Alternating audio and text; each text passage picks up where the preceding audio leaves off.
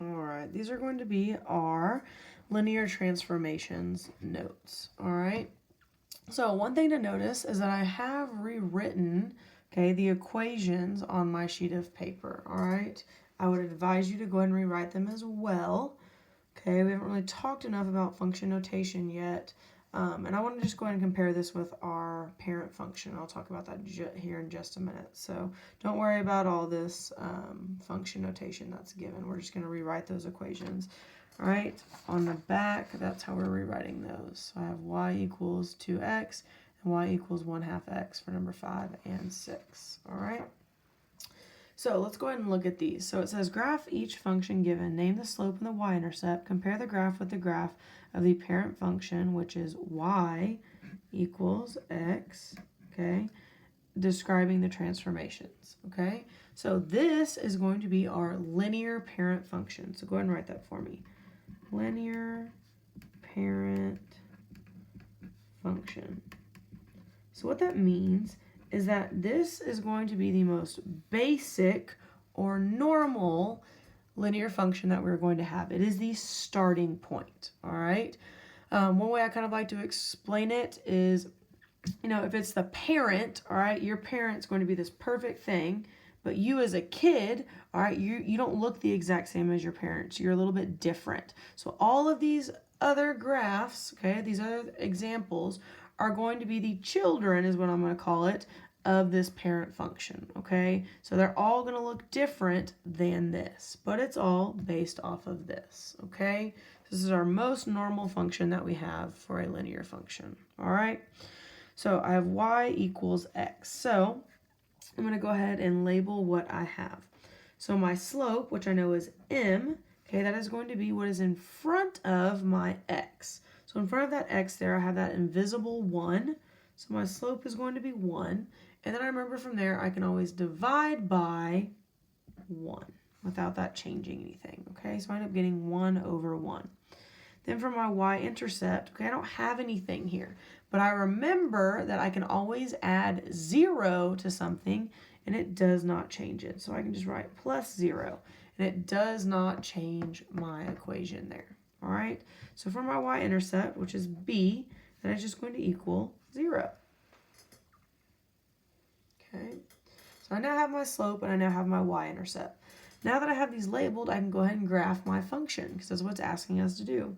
So I go to my y-intercept, which is at 0, so that means I'm at 0, 0. Okay, then I have rise over run. So since this is positive, it tells me I'm going to go up 1, and on bottom, I'm always going to the right. So I go up 1, right 1. Okay, so I go up 1, right 1, draw a point. Up 1, right 1, up 1, right 1, up 1, right 1, and I could go on.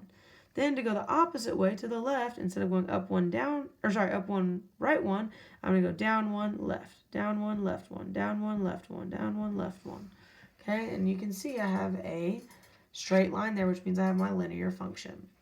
All right, I'm going to keep using my Whataburger tent. Okay, if you watched my last video, I'm staying with this Whataburger tent. All right, and there is my linear function. All right.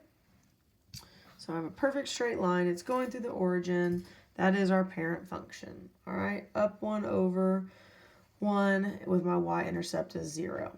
All right, so now let's go ahead and look at number 2. So on number 2, I'm given y equals x plus 2. All right, so I'm going to go and break down this information that we already did on the previous problem. So I have slope, which is that imaginary number in front of x, which is going to be 1. And then I know it can always be over 1. All right, my y-intercept is this plus 2 right there because it's not with a variable x. Okay, there's no variable with that plus 2, which means it's going to be my y-intercept. All right, so now it asked me about transformations. I've got to see how this graph is different from this graph. All right, so my y-intercept is plus 2. So I go to 0 and I go up 1 and 2. And I draw my y-intercept there. All right. Then my slope, I have up 1 and right 1. Same thing as I had here. So I go up 1, right 1, up 1, right 1, up 1, right 1, up 1, right 1. and I go down, left, down one, left one, down one, left one, down one, left one. All right, I've got several points.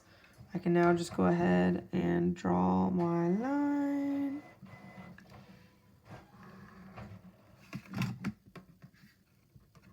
All right, there is my equation. So now we can just kind of compare those real quick. Okay, my slope didn't change at all right, but my y-intercept did. All right, and what it did is it just moved my whole entire graph up 2.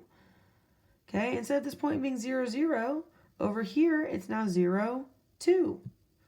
This point here, instead of being 1, 1, it is now 1, 3.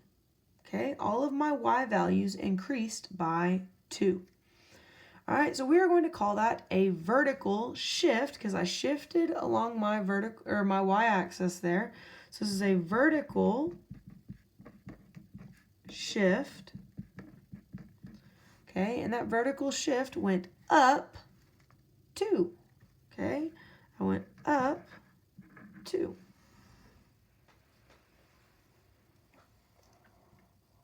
Okay, another thing to call a vertical shift is to shift positively, okay?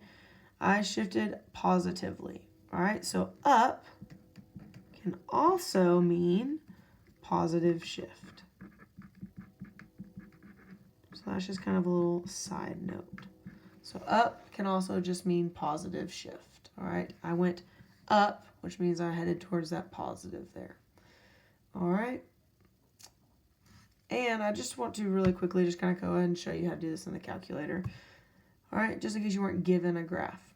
So I go to y equals, all right, here I'm going to plug in y equals x into my first blank. Okay, I could graph that to see what that looks like. Okay, then I'm not going to go back to y equals. I'm not going to plug in this second equation into that second spot. So I'm going to plug in x plus 2. So I write x plus 2. All right, I now have both of these equations written into my calculator. So now I hit graph. I'm able to see that equation I already had. Now I'm able to see my new equation. I can see that went up 1, 2 spots there. All right, so I'm able to compare using my calculator. All right, one other good option, especially if you're not given graphs to go ahead and draw your functions on. All right, so use your calculator as either to check yourself or if you're not given graphs. All right. Let's go ahead and move on to the next one. So let's go ahead and look at number 3. So number 3 is y equals x minus 3. Okay, so I'm going to break down my slope. M is going to be equal to, once again, have that imaginary number, so I get 1 over 1. My y-intercept, which is the number without an x, is now -3. Okay, just breaking down that information given to me. So my y-intercept is -3. That means I'm going down 3 from my origin. So I go to my origin, which is 0, 0, and I go down 1, 2, 3. I draw my big old dot, which is my y-intercept. All right. So now I know my slope is still up 1, right 1. So I'm going to follow that same pattern we've been following. Up 1, right 1. Down 1, left 1, down 1, left 1, down 1, left 1, down 1, left 1. All right, and I combine my points to draw my line. If I can get it here. There we go, draw your arrows. Perfect. So now, let's talk about the transformations. So if I think about my original, okay, I was at 0, 0. Okay, I can see here I went down 3. My y-intercept changed. So it was still a vertical shift because it was along here, but this time we went down instead of going up like we did on number 2. Number 2 we went up, now we're going down. All right, so our transformations, it's going to be a vertical shift.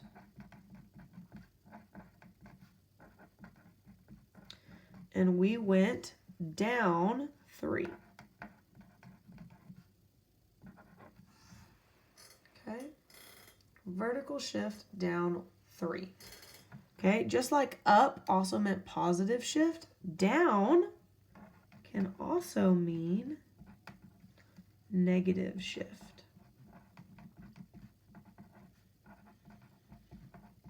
So if someone says there was a negative shift, that just means they went down.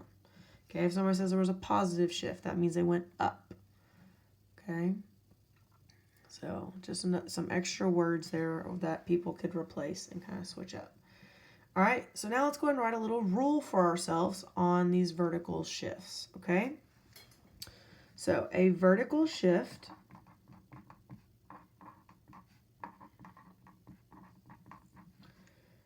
is a change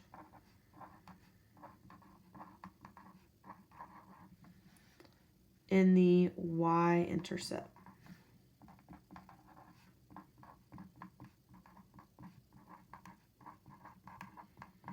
Which we call B. All right, I'm going to put a little box around that because that's a pretty important piece of information there. All right, it's an important piece of information. So a vertical shift is a change in the y-intercept. So if you look at example number 4, that is a change in my y-intercept. I'm not going to do number 4 because example number 2 is very similar to that. So I'll let you do number 4 on your own. Okay? Remember, you can always check with your teacher to make sure that you did it correctly. All right? Now let's go ahead and look at this back page. All right? These other examples here. So, same thing. It says graph each function given, name the slope and y-intercept, compare the graph with the graph of the parent function, all right, and that parent function is y equals x. Okay, we're going to describe the transformations. So 5, it says y equals 2x now. So my slope is now what's in front of x, okay, which is going to be 2 this time. Okay, and I know the number I can always put on bottom is a 1. That will not change it. All right. My y-intercept, it doesn't give me 1, so I can just write plus 0. So my y-intercept here is going to be 0. Okay? Don't give me 1, so I can just write 0. So now we have the slope, we have the y-intercept. We're going to go ahead and graph this function. So I start at 0, 0 because I don't go anywhere for my y-intercept. Then I have 2, which means, and it's a positive 2, so I go up 2. And then this 1 tells me I'm going to go to the right. So this tells me I'm going up 2 and to the right 1. So from this point, I go up 1, 2, right 1. Up 1, 2, right 1. Up 1, 2, right 1. Up 1, 2, right 1. Okay? Now I've got to go the opposite way. So I'm going to go down 1, 2, left 1. Down 1, 2, left 1. Down 1, 2, left 1. Okay, I now have enough points, or plenty of points really, to go ahead and graph this line. Remember, the more points you add, the more accurate your line will be. Also, you can always use your straight edge. Okay, even if you're not given a ruler in class, if you're wearing your ID like you're supposed to, you can always use your ID as a straight edge. Okay, so now we've got to go ahead and compare this equation to our equation from our previous page. Okay, and I'm just going to show it here for you. All right, so our equation on the previous page went up 1 over 1, up 1 over 1. This one now goes up 2 over 1. All right, this line went like this. This line now goes up, okay? It's a little bit steeper, all right? They're both going up, but now this one is steeper. So for my transformations, that's exactly what I'm going to write, okay? For this transformation, compared to this graph, this one becomes steeper. Okay, if I'm going hiking, I'd much rather walk up this as opposed to this. All right, this might be enjoyable. That's going to be exhausting. Okay, if I'm walking up a hill or a mountain, that's all right. That's a challenge. Okay, it becomes steeper there. All right, so now let's go ahead and look at number 6. All right, similar, but not so similar. So my slope here, m, is what's in front of x, which it gives me is 1/2. My y-intercept, I don't have one, so remember we just write plus 0. So my y-intercept, which is b, is just going to be 0 there. Okay, so now I've got to go ahead and graph this line. My y-intercept is 0, so I just put my point there right at 0, 0, which is my origin. Then from there, my slope tells me I'm going to go up 1 because it's positive and right 2. So that's the first time that I'm going more than 1 on the bottom with all these examples. Okay. So now for my point, I go up 1, right 1, 2, draw my point. Up 1, go right 1, 2, draw my point. Up 1, go right 1, 2, draw my point. Up 1, go right 1, 2, draw my point. To do the other side, I do the opposite. I go down 1 over 1, 2. Down 1 over 1, 2. Down 1 over 1, 2. Okay? Once you have enough points, you can use your straight edge, which should be a ID in your case. You should be wearing it. All right, and I use my straight edge to draw my line.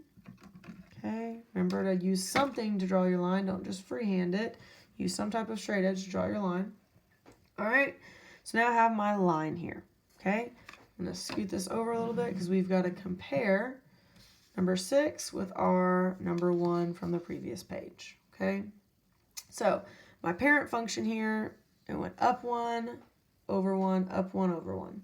Now I'm going up 1 over 2, up 1 over 2. Okay, so this one, all right, becomes less steep, or you can call it flatter. Okay, this one is flatter than this one.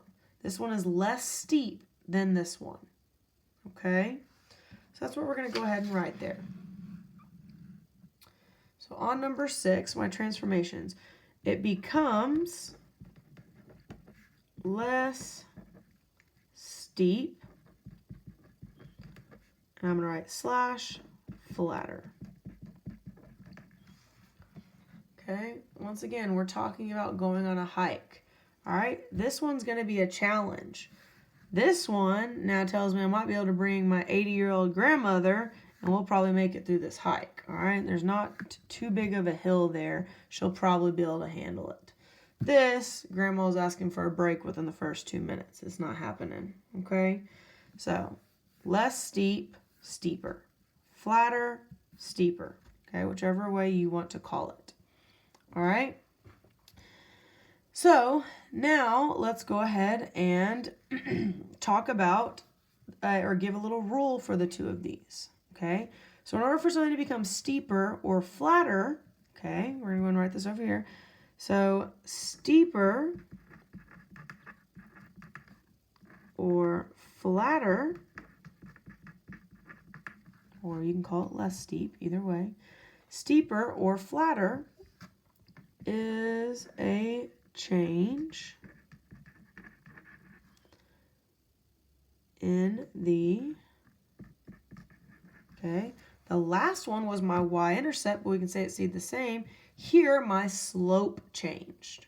Okay, my original slope from the front page was 1 over 1. Now my slope has changed.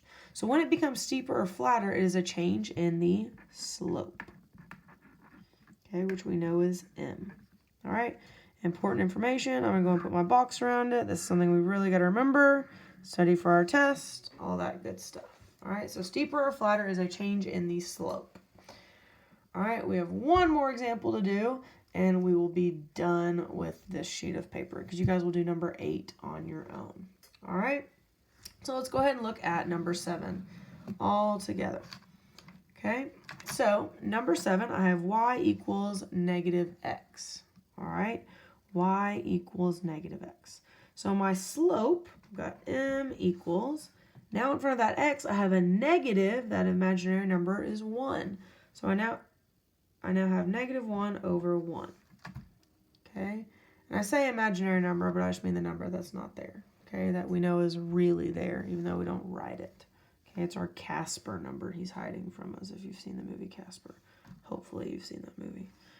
All right, my y-intercept, they don't give me one, so I just write plus 0, just like we have been. So my y-intercept, b is going to equal 0. Okay, so now I'm going to go ahead and graph this. My y-intercept is 0, so I go to my origin and draw my point. So I don't have to go up, I don't have to go down. For my slope, I have a negative 1, which tells me I'm going to go down 1. And then the 1 on bottom tells me I'm going to go right 1. Okay, so from my point, I now go down 1, right 1. So I go down 1, right 1, down 1, right 1, down 1, right 1, down 1, right 1, down 1, right 1. Okay, to go the other way, I've got to do the opposite. Instead of going down, I'm going to go up. Instead of going right, I'm going to go left. So I go up 1, left 1, up 1, left 1, up 1, left 1, up 1, left 1. Okay, got enough points. I can now draw my line.